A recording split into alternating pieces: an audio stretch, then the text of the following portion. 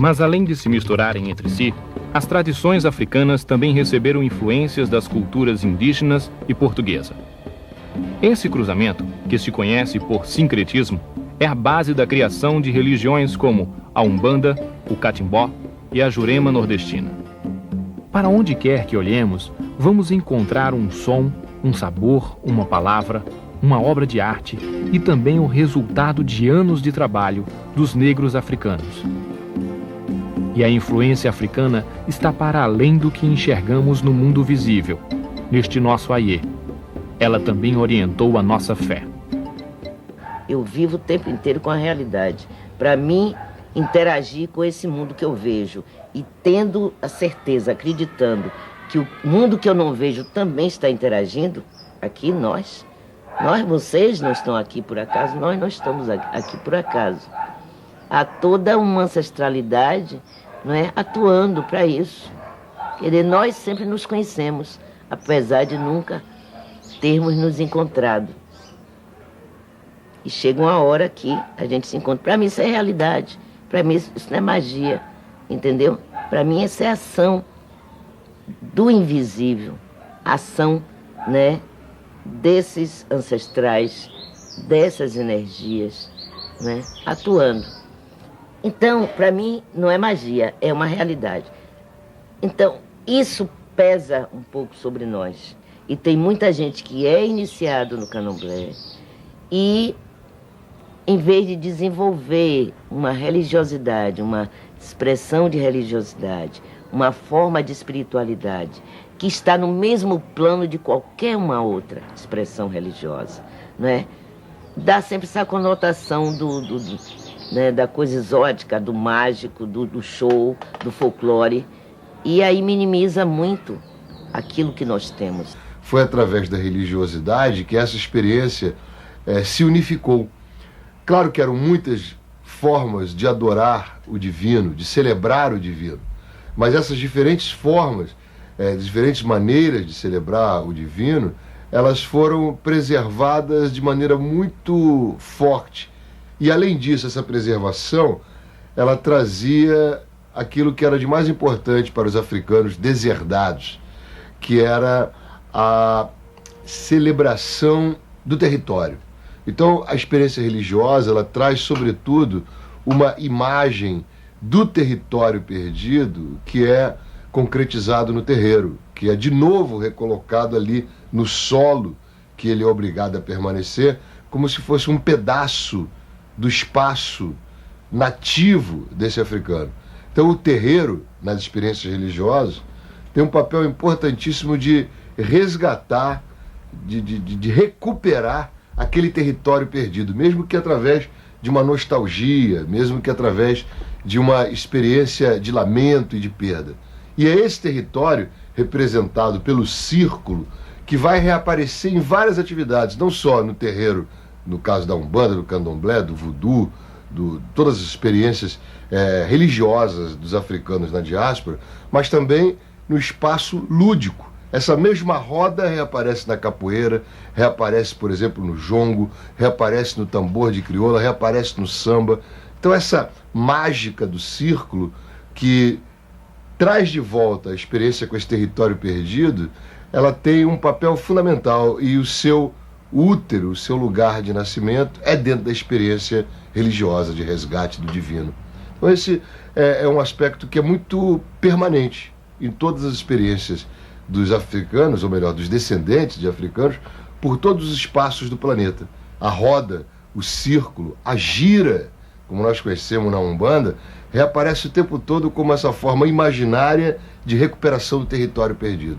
E a religião tem um papel aí fundamental, é o motor para que se desenlace esse tipo de amarração com um passado que é irrecuperável. Pelo contrário, a religião recupera, mesmo que simbolicamente, esses cacos do passado que foi expropriado dos descendentes de africanos. A gente não tem, se a gente for em África, eu já tive a experiência de estar em Luanda e no Benin, o Benin, como queiram.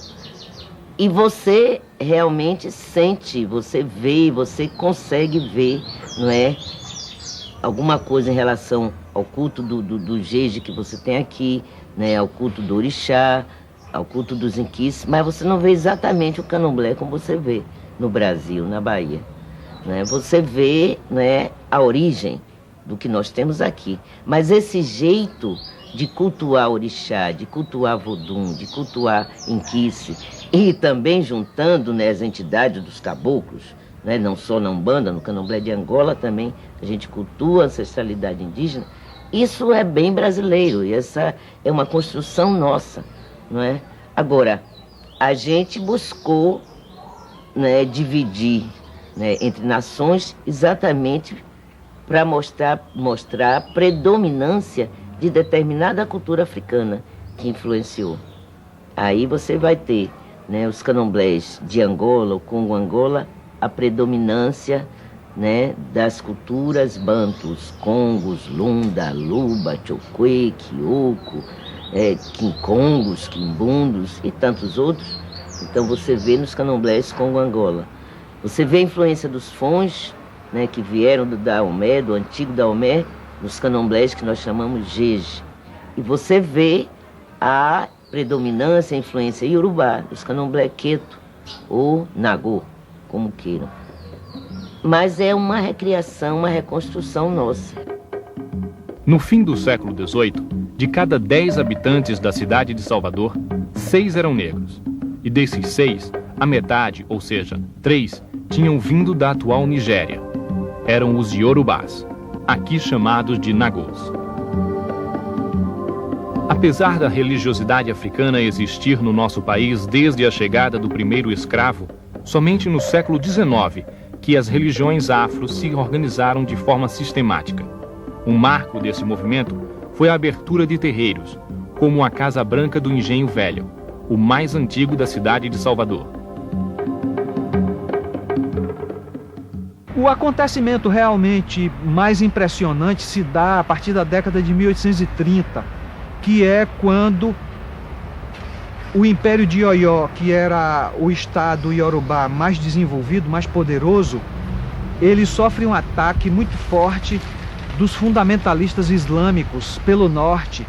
A capital, Oió-Ilê, é devastada, há uma migração para o sul, eles fundam uma nova capital, reestruturam o império em um território mais perto do litoral, e como já existia uma comunidade Nagô-Iorubá muito importante aqui na Bahia, eles mandam pessoas do primeiro escalão do Império de Oió para reorganizar também a comunidade aqui na Bahia.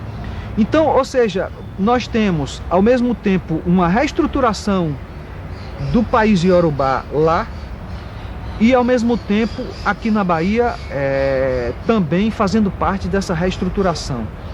É aí nesse momento que chega Ianassô, que é considerada a fundadora da Casa Branca. O nome da Casa Branca é Ilê Axé Ianassô Oká. Então ela chega com a tarefa de reestruturar aquele conjunto de cultos dispersos que estavam ali na Barroquinha. É nesse momento aí que se dá a criação, a organização do xirê de todos os orixás do país Iorubá, não é? Com a criação de uma ordem de entrada, com uma ordem no círculo de dança sagrada, e também a organização da sociedade civil aqui, com a distribuição de cargos. Isso tudo se dá na Barroquinha. Ou seja, é o candomblé da Barroquinha que cria essa estrutura que nós conhecemos hoje como sendo a estrutura do grande candomblé da